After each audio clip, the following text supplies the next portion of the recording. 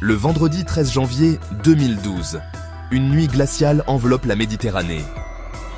À bord du Costa Concordia, un majestueux paquebot de croisière, plus de 4200 passagers profitent d'une soirée luxueuse. Musique, éclats de rire et dîners somptueux remplissent les ponts du navire.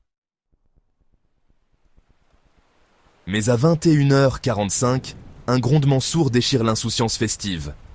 Le navire heurte un rocher caché sous la surface, déchirant sa coque comme du papier. L'impact est si brutal que les passagers sont projetés au sol. Des assiettes volent en éclats et un silence terrifiant s'abat avant que les premiers cris n'éclatent.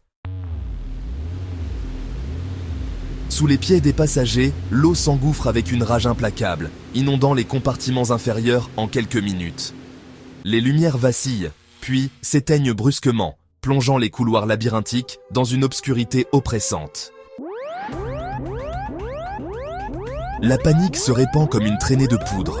Des parents hurlent en cherchant leurs enfants. Des couples se séparent dans le chaos. Et les consignes d'évacuation sont inaudibles dans la cacophonie de hurlements. Sur le pont, les canaux de sauvetage sont en désordre. Certains sont inutilisables, d'autres sont remplis au-delà de leur capacité, et les membres d'équipage, dépassés par les événements, peinent à gérer la foule terrifiée.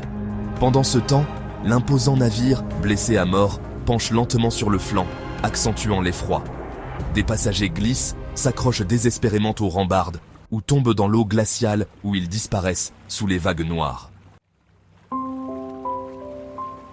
Mais le détail le plus glaçant reste le rôle du capitaine, Francesco Schettino. Alors que des enfants pleurent, que des femmes supplinent pour leur vie et que des hommes risquent tout pour sauver des inconnus, Schettino abandonne son poste et quitte le navire, laissant derrière lui un théâtre de cauchemars. Sa voix dans les communications radio, ordonnée de retourner à bord par les gardes-côtes italiens, restera gravée dans l'histoire comme un symbole de lâcheté. Au petit matin, l'image du Costa Concordia, couché comme une carcasse géante à moitié submergée, hante le monde entier. Le froid, les cris et la terreur de cette nuit restent gravés dans l'esprit des survivants. Avec 32 morts et des centaines de vies brisées, ce vendredi 13 est devenu un symbole d'horreur, rappelant combien la négligence humaine peut transformer une croisière de rêve en un véritable enfer.